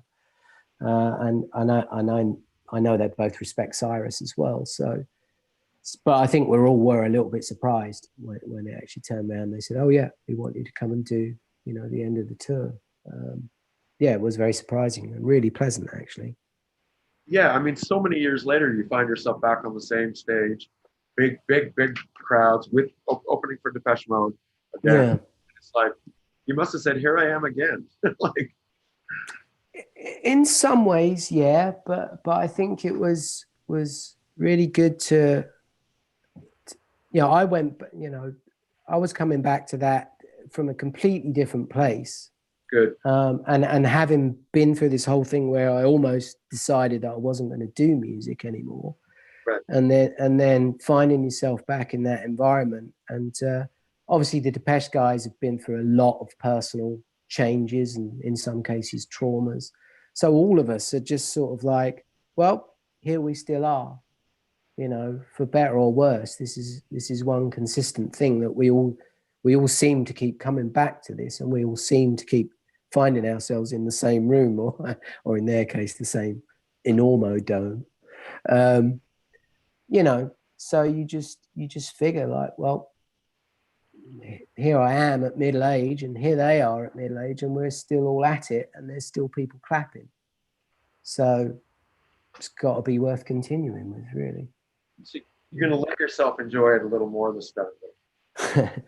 Yeah, I mean, people said that through 2019, you know, when we got, it's a similar thing when we got the Ebb tour back together, you know, we got two of our founding members, David and Simon, to come with us.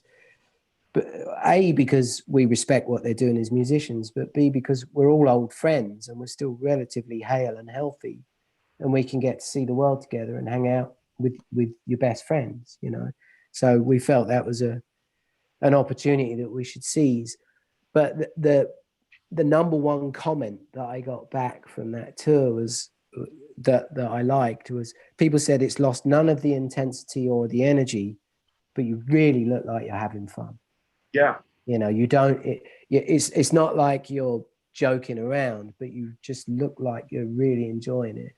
And you could see that coming back from the audience. And, you know, you get to that point, I think, where you feel like you've done all the heavy lifting and you've done the proving yourself and being serious and stomping around and wringing your hands about your artistic integrity. But at a certain point, you never want to rest on your laurels, really. But at some point, you should look back and say, well, look, you've done a decent job, and you can probably award yourself a few minutes to just dance around and enjoy the music, you know. I was really excited when I heard that you guys were touring NITZER EBB again, and I thought that, oh, maybe, you know, the BLACKLINE thing opened up the door to like this, because, you know, you deserve it. You have a place in history, and basically people, you know, want to see it. It's like, if you think about the audiences these days, probably half the people or more at the audience probably weren't even born when, when the music was made. So it's kind of interesting, and it's kind of weird to think like we don't see ourselves as, well, we're like the Beach Boys or Led Zeppelin, and like these kids get to come see you and they get to put a finger on what it is that you are, and it's just kind of like so cool that you got to experience all these different things and experiences of like lows and highs and different opportunities, but then you come back and be able to see it all over again, but without having the rolling MC 500 and 2S1. Well, that and the benefit of hopefully some wisdom and some humility. You know, you can't take it as much. I mean, I always tried to keep my feet on the ground in the early days of the ebb. You know, as we got more and more successful and did more and more things, I always tried to keep it in perspective. It's not always easy, and I didn't always succeed. But I think as you get older, you're just thankful that you're still hale and healthy, and you can, you know, you're able to do it. And I think as much as you try not to take things for granted, if things become part of your daily life, you kind of can't help but accept them as part of your routine. And so I think it's really nice to, like you say, to go back to this and just look at all those people that are clearly enjoying themselves. You know, that's the other thing. I think with music like ours, there was a lot of existential angst, both from, but in the early days, both from us as performers and the audience. It wasn't always particularly joyful. I mean, it was always uplifting, but it wasn't necessarily like a celebration of life. And I think as we get full circle, we do we look at each other and we're like, well, we're still here, we're still doing it, and you know what, let's do celebrate it a little bit, because we've stuck to our guns, we haven't taken no for an answer, and we're still at it, you know. And the fact that it's making a difference to younger generations is probably the point, isn't it? It's probably the main point of doing anything, really, is to Are you guys going to make a new Ebb album, or is it you're happy with where you're at right now, the BLACKLINE? I think that our new projects. Well, here's the thing. I think NITZER EBB, the way we've done the live tour is, if you just take Belief as an example, you could have done 10 different versions of each of those tracks, and they would have all been good. Yeah. So I think there's such a legacy there, and with having Dave and Simon on board, and maybe we'll have some other collaborators, I don't know, but I think there's so much to explore with reinventing and updating the back catalogue, if you like. That's point A, is I think there's a lot of stuff to be rediscovered. Point B, doing Industrial Complex, or any band doing an album, it's kind of a labor of love these days, and no one's ever going to love, as much as people liked Industrial Complex, they're never going to like it as much as Total Age and Believe. So it's a diminishing returns proposition.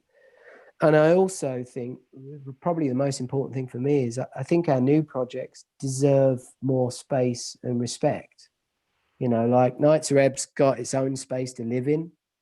And I think there's a lot of fulfillment for us as performers and for the fans in working with what already exists and making the most of it.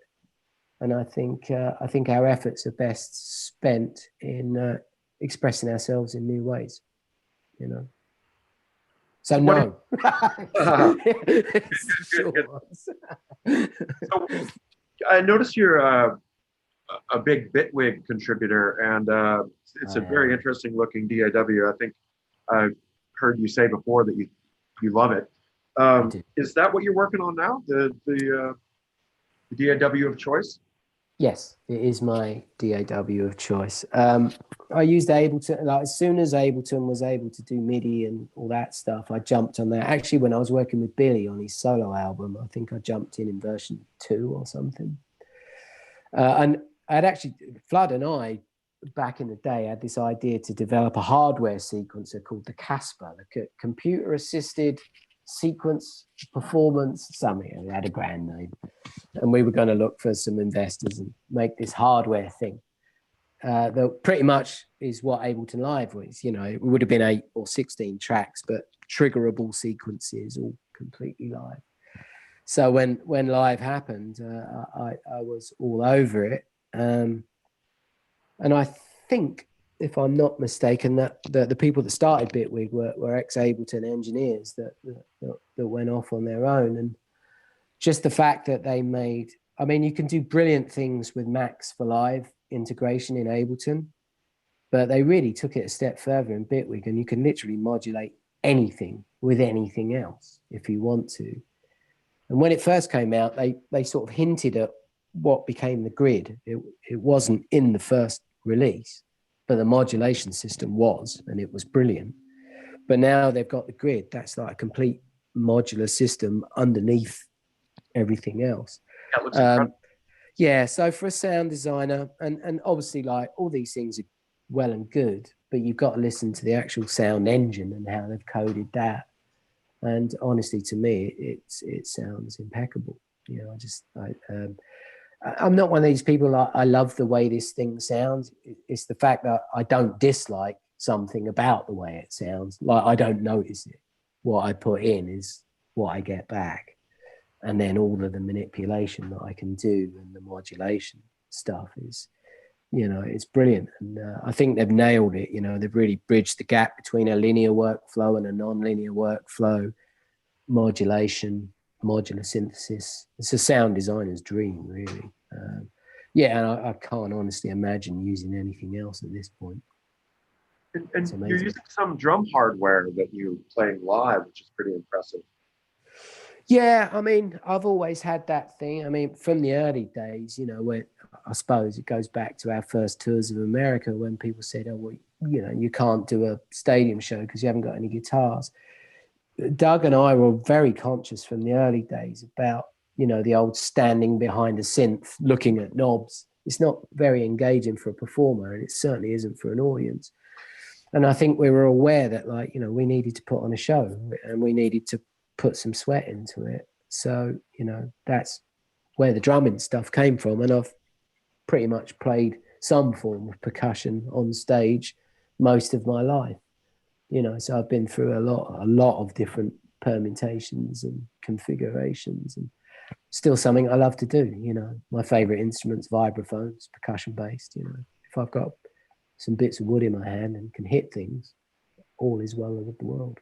What type of controller is that you're using for the drums on stage? On the last Ebb tour, I used a Roland Octopad. And that's another thing, like, talk about staying the course. I mean, the Octopad's been around forever. I never had one. I always wanted one. Mute had one at their studio. I couldn't afford one at the time. I'd spent all my money on the Oberheim. But I finally got one, thanks to the good people at Roland. But before that, I've used like Keith McMillan drums hooked up to I still use, at the moment, I use an iPad as my main sound module on stage. So yeah, I've used Keith McMillan bot pads, I've used Nord drums, I've used Simmons drums. If it's electronic and you can hit it, I've probably hit it at some point. I was wondering which pads they were, though, because it seemed to be able to take a beating and stand it, take it. Yeah, both the Keith McMillan and the Roland, definitely the Roland Octopad. I mean, I smashed the shit out of that thing throughout 2019, and honestly, it literally never missed a beat. Solid as a rock. So we've got a couple more questions before we go here. VSTs, any favorite VSTs? Audio Damage. I use their stuff all the time. I'm kind of sad that Chris and his compatriots never got to make the Enzo as a module they were gonna. It was like a looper buffer thing. But Replicant and Enzo plugins, I love them. I pretty much only use Audio Damage, Dub Junior, and EOS reverbs now, because I've been through so many of those things. And like you change computers, you lose the license. Like, you know, I used to have all the waves and all that stuff, and I'm just like, you know what? I'm going to stick to whatever comes in Bitwig, and just a few nice herbs and spices in terms of effects. And yeah, 90% of my effects are Audio Damage, just because they're brilliant. Don't really use too many VST synths anymore. You know, I tend to stick.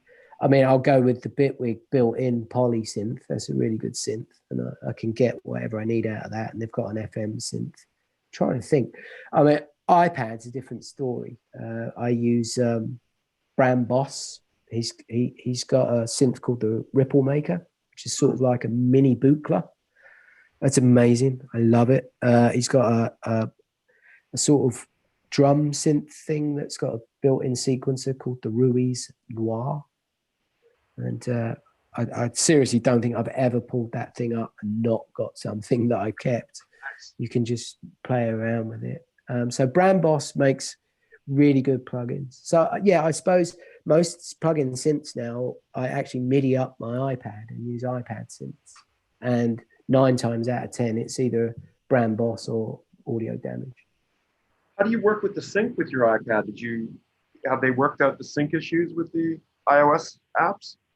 Well, I've actually got a iConnectivity Mio. Like it plugs straight in, and it's got a couple of actual physical MIDI jacks, and it's a bit of a crapshoot. I use AUM as a host on stage. AUM deserves a shout out. Just such a brilliant idea, and really well executed, clean. I've used that live since I picked that when we did the BLACKLINE tour with Depeche Mode, and I've used it ever since on stage. So yeah, AUM, pretty cool. And I just actually run physical MIDI from the Octapad, or if I'm back at home in the studio, just run MIDI from my computer into the iPad. And then just run the audio back into a mixing board. You know? Oh, wow. Yeah. And it's a crapshoot. So like Bram Boss stuff's really good. That's, you know, as small latency as you can get. It's things like the Korg MS-20. It's got a lot of latency. So it's, yeah, whatever synth you happen to pull up on iOS, you pays your money and you takes your chances, which is probably why I've stuck with Audio Damage and Bram Boss, because they work well. They're reliable, you know. Yeah, it was a shame that some of the greatest iOS apps you just want to itch to use them, and you get down and you realize, wait, there's like about a second and a half of latency on anything that was involving a sequencer. We had some workarounds that we figured out, but yeah, the workarounds were a real headache at first. I think it's one of those things as well where I kind of, you know, I back it as a way to go. That, you know, how many mornings I've just taken my iPad out on the patio with a cup of coffee and made a piece of music. I would never have made that piece of music if it wasn't, you know, and the fact that it's like a synth, a control surface, everything in this small little box is kind of what we always dreamed of back in the 80s and 90s. Like something you could literally just carry on the bus. Had it back then. So I think you have to make a bit of a commitment to it, you know, and in the early days, there were some issues and I was like, well, I want to use this, so I'm going to have to find a way of making it happen. It wouldn't, let's face it wouldn't be the first piece of technology that we've had to accommodate because we like the way it sounds. So do you let Cyrus do the Euro racking, or are you doing the modular thing? If you can drag Cyrus to a modular, it's always a treat. But like, you know, like any rare wild animal, those sightings are few and far between. And sometimes you do literally have to drag it. You have to put a bottle of whiskey and an empty glass in front of the modular, and then stop him getting to the whiskey bottle and hand him a patch cable. Be like, right, you got to make sound before you can have a drink of whiskey. No, I'm painting Cyrus. I'm painting Cyrus in a bad light. No, I mean it's joyful watching him do it. He's a true artist. It's so intimidating though. Yeah, the largest modular you could ever imagine. It's like kind of like, I don't know. People do this, you know, when they get into modular, there's that instinct like more. I actually don't like big modulars. Like Cyrus's rig drives me fucking nuts. The oscillator I want to use is 8 feet over that way. And the envelope generator I want to hook up to is 8 feet over that way. And I'm like, have you got 19 extenders just so I can fucking patch an envelope generator into this fucking thing? You know, give me 84 HP in a single rack right in front of me. Yeah. You know? And 9 times out of 10, Kevin, it's the same 10 modules that we use. Yeah, sure. We like all the blinking lights and the colorful cables, but you know. Oh yeah. Johan from the NITZER EBB collective. That guy. He's asking a question. Yeah. Good question. What's up, Johan? You got plans for releasing anything from the current tour? Future plans, perhaps under a lemon tree or Hungarian vineyard? I don't know what that means. We had so many plans. I mean, obviously the brakes got put on all of us this year. So one thing that we did want to do off the back of the last NITZER EBB tour was sort of pick kind of what I did with the lemon tree a little bit, or what evolved into the lemon tree stuff was like pick 4 songs and then sort of do like a John Peel sessions, like go into a studio and would rework like a section of the songs in an updated but honoring the style of the original. But then each person, like Doug DJs, Simon and Dave have their thing with Stark, and obviously I do what I do. So sort of, I hesitate to say it, but like a jazz sort of thing where each person gets their 16 or 32 bars to do their thing on that song. And maybe we were going to do an EP. We discussed this idea of doing an EP that were extended versions of 4 songs from NITZER EBB's history that were sort of reworked and redone live, like a live jam.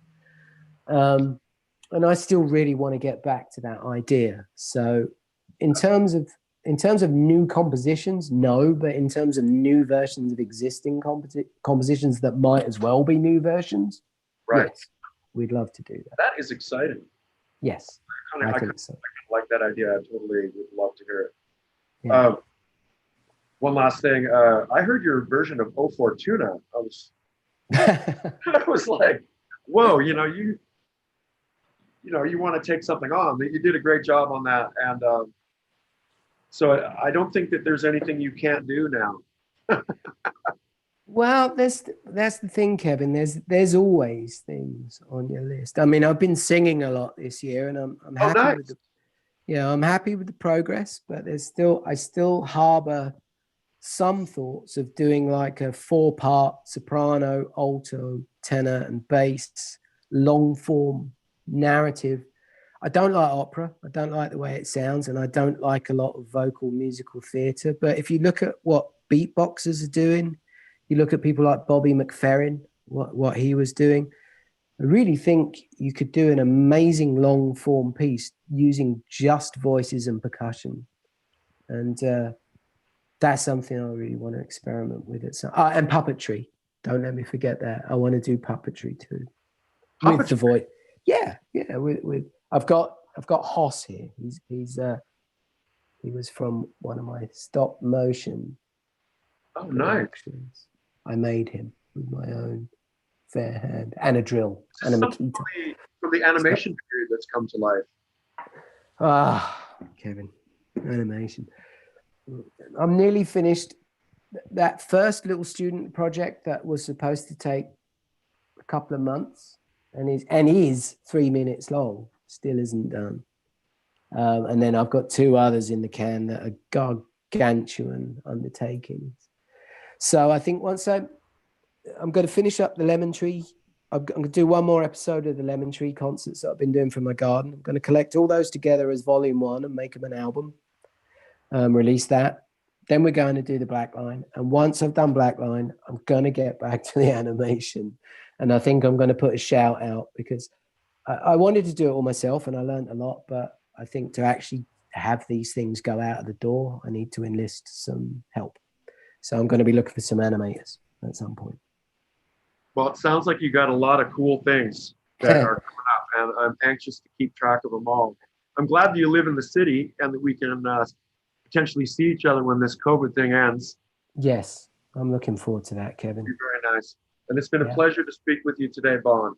Likewise, sir. I'm honored that you had me on, and I'm very, very glad that we got to have a chat.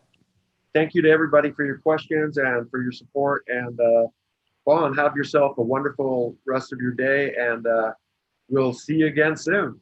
Yes, indeed. And I'll echo that. Thank you for everyone who tuned in, and thanks for all the continuing support for my stuff, for NITZER EBB, for Skinny Puppy, for Kevin. You know, one is a lonely crowd. So thanks for all the support. Thanks, Bon. See Cheers, you soon. Kevin.